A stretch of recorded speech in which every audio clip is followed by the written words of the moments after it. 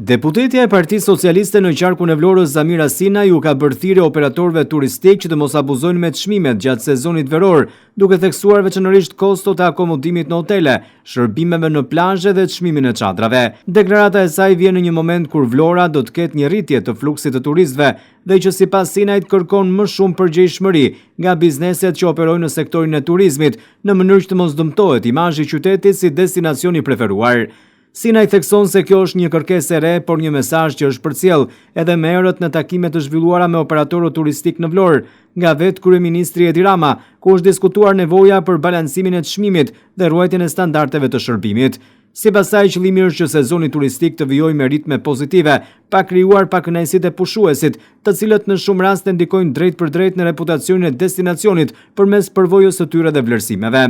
Ajo shton se kjo situatë duhet parë si mundësi zhvillimi për biznesin vendas, por njëkohësisht edhe si përgjegjësi për të mos rritur artificialisht çmimet në mënyrë të pajustifikuar. Sipas deputetes, një politikë e qëndrueshme të çmimesh është helbësore për të ruajtur besimin e turistëve dhe për të garantuar një sezon të gjatë dhe të suksesshëm. Në fokus të deklaratës së saj, mbetet edhe respektimi standardeve të shërbimit në plazhe, ku përfshihen çmimet e çadrave dhe shezlongëve, të cilat shpesh kanë qenë objekt ankesash nga pushues vendase të huaj. Sinaj nënvizon se institucionet dhe aktorët privat duhet të bashkëpunojnë më ngushtë për të shmangur abuzimet dhe për të garantuar një klim sa më të shëndetshme turistike, sidomos në kulmin e sezonit turistik, kur Vlora përballet me numrin më të lartë të vizitorëve. Kjo është e vërtet, këtë gjë ka theksuar dhe kryeministri Rama dhe në një takim që ai bëri me ta. Kjo ishte pika kryesore dhe është shqetësimi i tij,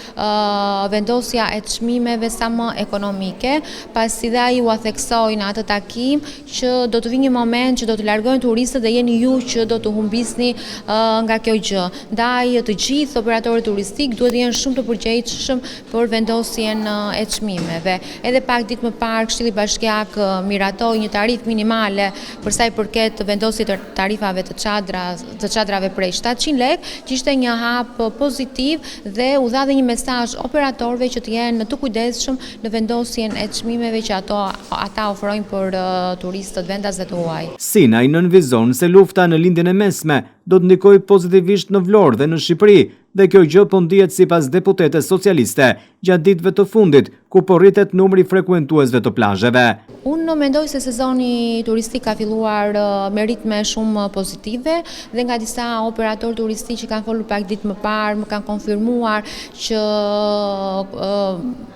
interesi për Vlorën është shumë i madh, madje ka dhe hotele që nuk arrin dot kapacitetet e tyre të mbulojnë kërkesën që vinë nga vendet e tjera, aq më tepër dhe lufta në lindjen e mesme ka ndikuar pozitivisht në vendin tonë, që të gjithë ata turistë që shkonin në ato zona përreth të preferojnë